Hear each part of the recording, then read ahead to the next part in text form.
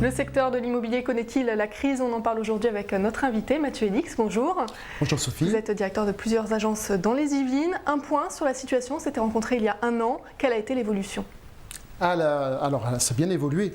Ça s'est même un petit peu, on va dire, stagné. Donc aujourd'hui, il est difficile de faire rejoindre des acquéreurs et des vendeurs. Donc la difficulté, elle est là. Donc on n'a pas de baisse de prix. Donc on est toujours sur le même marché que l'année dernière au niveau des prix. Par contre, effectivement, donc on a moins de volume de vente puisque on a effectivement des acquéreurs qui s'inquiètent et des vendeurs qui ne veulent pas baisser. Donc on a des difficultés à faire rejoindre tout le monde. Voilà, ça c'est la grosse différence. Comment on explique que ces vendeurs ne veulent pas toucher au prix? Ils sont prêts à attendre parfois des mois avant de vendre leurs biens? Alors, il y a beaucoup de vendeurs ici qui ne sont pas, qui sont moins pressés que dans d'autres régions. On va l'analyser comme ça, puisque c'est ce que l'on entend. On dit on est moins pressé, vous savez, donc on n'est pas pressé. Mais malgré tout, on donne toujours une valeur importante au départ au bien. Donc il y a une valeur qui est donnée. Et on a du mal à comprendre que le marché est difficile. Et il suffit pourtant de lire les journaux pour comprendre qu'il y a quand même une vraie crise et on est dedans actuellement. On peut dire que les prix ne se négocient plus, ou est-ce qu'on peut essayer de négocier? En tout cas, c'est votre travail de base. Alors aujourd'hui, il faut négocier les prix. Donc quand un bien paraît excessif, mais par contre, quand un bien est au bon prix, il faut pas négocier, il faut l'acheter et c'est important de pouvoir finaliser son projet, oui.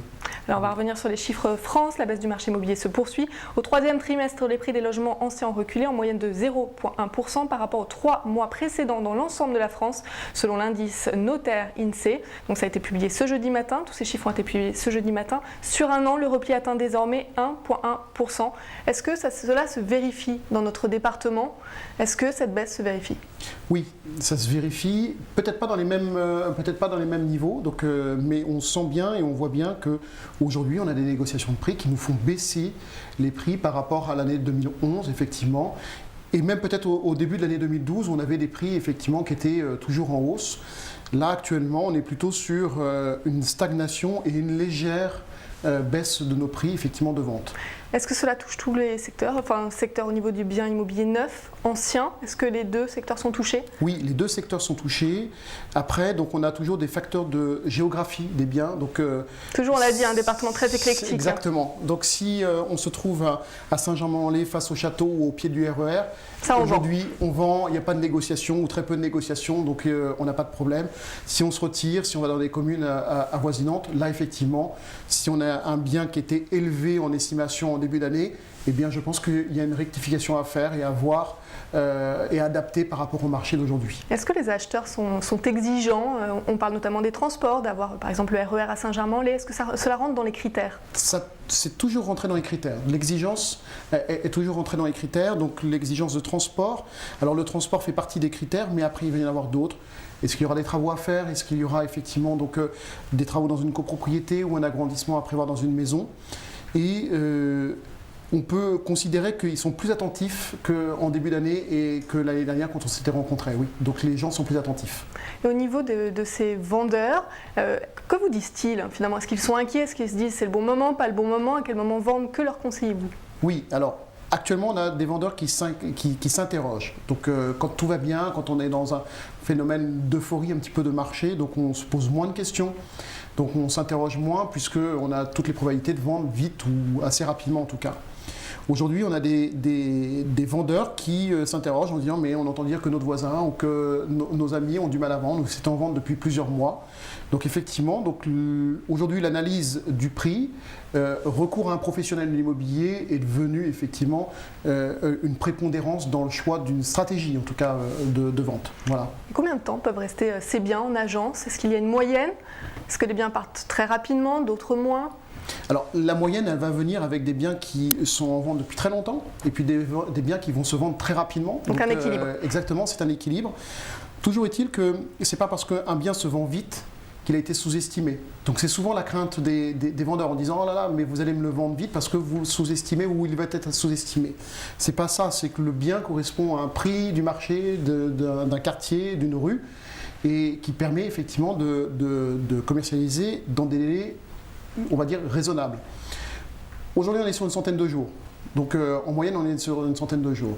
Je vous parlais de mon agence Dupec tout à l'heure. Donc sur mon agence Dupec, on a des biens qui se vendent en une semaine. Donc Saint-Germain, même chose. Même point, donc à Fourqueux, on a vendu une maison en une journée. Par contre, on a des biens qui sont en vente depuis un an. Quelle solution pour ces biens, finalement? S'adapter. Voilà, donc s'adapter. Expliquer aussi aux propriétaires qu'il n'y a pas de clients pour le moment. Il peut y avoir des clients, mais il peut y avoir... Et qu'il faut négocier. Exactement, qu'il faut négocier, ou il faut tenir compte aussi de certains éléments donc, techniques de la maison, s'il y a un ravalement à faire, s'il y a une toiture à reprendre. En tout cas, il faut le considérer, oui. Est-ce que devenir propriétaire est de plus en plus difficile, selon vous? On parle beaucoup de crise notamment, mais est-ce que cet accès à la propriété est plus difficile aujourd'hui? C'est plus compliqué, effectivement, plus compliqué parce qu'on a moins d'apports, ou alors il faut plus d'apports pour pouvoir acquérir puisque les prix ont augmenté. Les banques ont baissé les taux. Est-ce que j'allais dire la faute aux banques ou pas? C'est toujours facile de dire que c'est de la faute aux autres. Moi, je crois qu'il n'y a pas de fautif, il faut être dans le mouvement. En tout cas, c'est qu'aujourd'hui, l'apport doit être plus important. Les banques demandent un petit peu plus, mais surtout les prix ont tellement augmenté que pour être dans des taux d'endettement qui restent dans les 33 ou 40% ou 30% selon les cas de figure, il faut effectivement donc, plus d'apport. Donc ça, c'est clair. Et les taux de crédit immobilier, où en est-on? Est-ce qu'on a de plus en plus de mal à trouver des crédits? On parlait tout à l'heure d'apport personnel et on doit donner de plus en plus de garanties finalement. Je pense que les banques... prêtent toujours de la même façon. Donc, elles ne sont pas frileuses. Elles sont frileuses sur les prêts relais aujourd'hui. Donc sur les prêts relais, il faut qu'ils soient sûrs que le bien qui pourrait être mis en face en vente puisse se vendre et ne pas rester trop longtemps sur le marché. Par contre, aujourd'hui, il est intéressant d'acheter. Donc les taux n'ont jamais été aussi bas. Donc il faut même presque prendre de l'argent pour s'endetter et acheter puisque le jeu de l'inflation dans quelques années fera que l'achat d'aujourd'hui deviendra vraiment un très bon investissement dans les années à venir. On dit que c'est un des placements les plus sûrs finalement, ça rassure les gens d'avoir un placement, un bien immobilier. Cela se vérifie avec vos clients notamment? Oui, et d'autant plus vrai alors, sur la résidence principale et aujourd'hui sur de l'investissement locatif. On fait beaucoup de gestion locative. Pour la retraite, donc aujourd'hui on est sur une retraite par répartition, on ne sait pas comment ça va se dérouler. Les investissements bancaires, donc les investissements en bourse, aujourd'hui font que l'immobilier rassure et on sait qu'il restera toujours quelque chose avec de l'immobilier. Voilà. Qu'en est-il pour les premiers achats? Pour les étudiants notamment, on se dit que ça doit être quand même difficile de réunir toutes ces conditions pour acheter, surtout dans un département comme le nôtre, dans une zone où les prix sont assez hauts. N'oublions pas que pour les étudiants, ça a toujours été un petit peu compliqué. Donc il faut que les parents aident. C'est toujours le cas, on est resté au même niveau? Voilà, on est toujours resté au même niveau. Donc ça veut dire qu'il faut aussi que les parents puissent aider derrière. Et aujourd'hui, il y a quand même un phénomène, on se rend compte que c'est aussi beaucoup les grands-parents qui aident les enfants ou les petits-enfants. Donc il y a un phénomène de génération qui a changé d'un cap. Oui, est-ce qu'il y a un secteur qui souffre le plus? Les petits logements, ou peut-être qu'on va dire que les logements assez élevés en termes de prix, eux, ne connaissent pas la crise. Est-ce qu'il y a toujours des clients pour ces logements? Dans les Yvelines, on connaît, dans cette zone, avec des biens assez élevés. Il y a sur les biens importants, sur les biens avec, on va dire, qui dépassent le million d'euros, c'est un tout petit peu plus, effectivement, un tout petit peu plus long. Il n'y a pas assez de joueurs du PSG pour les acheter. Heureusement qu'il n'y a pas que les joueurs du PSG. Donc, mais clairement, c'est un tout petit peu plus long, mais il s'en vend. Donc, il faut que les vendeurs aussi sachent s'adapter et adapter leur prix, effectivement, par rapport aux besoins. Et sur les petits logements?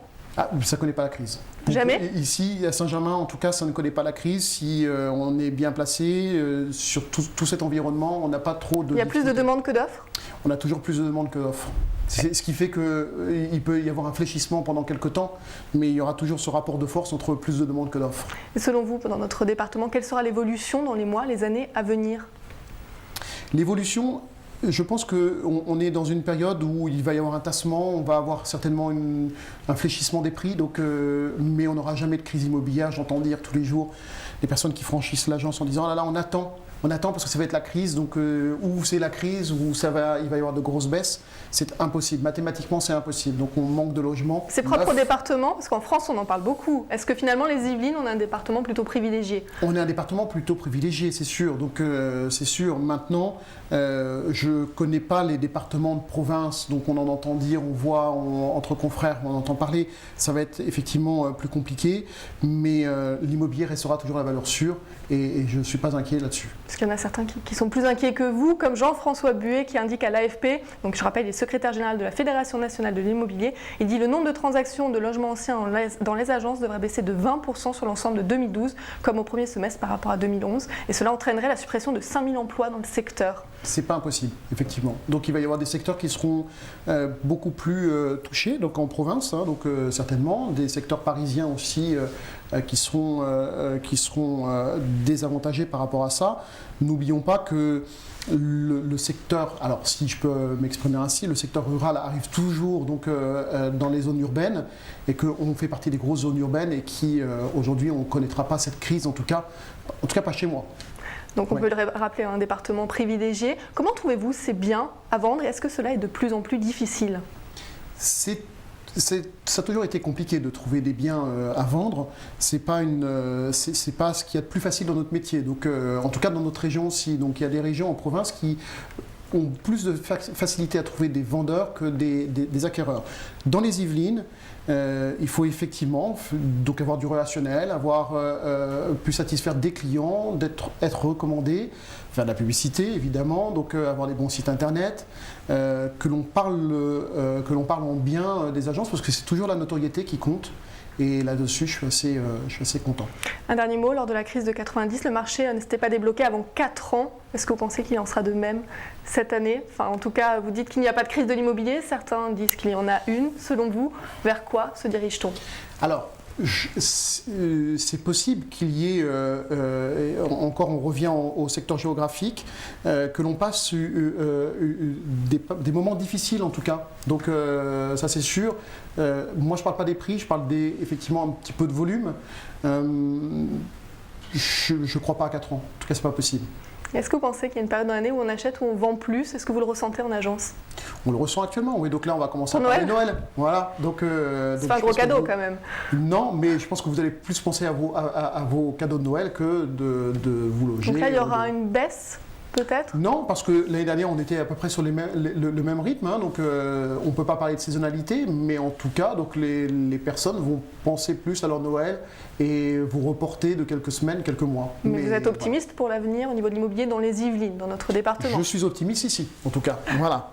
Merci beaucoup Mathieu Dix d'être venu sur ce plateau nous parler de l'immobilier dans les Yvelines. Merci. Merci Sophie. Et Grand Angle continue avec la chronique culture.